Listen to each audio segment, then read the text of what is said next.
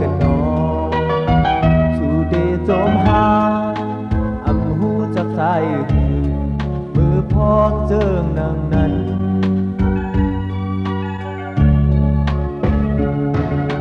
สิ่งวันหูเจอ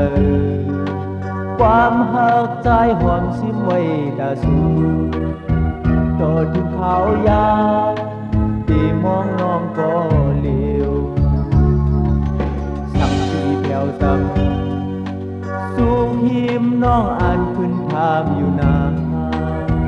ส่องสู่ดอกใจมือเฮาเลยหมุนโจมขึ้นเฮ็ดจอมกันนั้น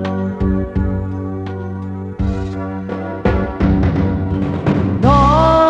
งเล่าเสียงยานไกลกันสิมาลืมตาเย้าหือตาหักอ่อนในองค์น้องนั้นอ่านไว้ปันโม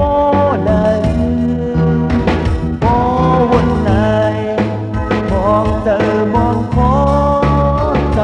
เติมดีผ่านอ่อนปีในย้อนสวยเป็นยิ่งน้องแล้วคุยเกิดเป็นคนมาทำอ่านหักแค่เธอ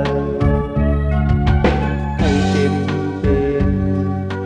เขาดังสายตาดีเขาแผ่วสูเป็นน้ำยุ่งเพิ่มลอยเฮไว้ก่อลีที่ลาดมาอยู่นาน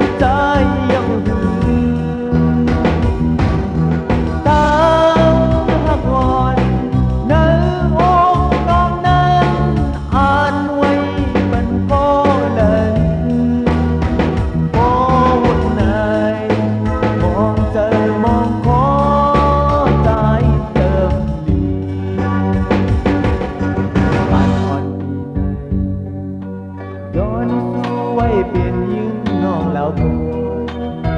หยุดเป็นคนมาอำอ่านหักแค่เธอให้เต็มสังเป็นเขาดังใจกาดีเขา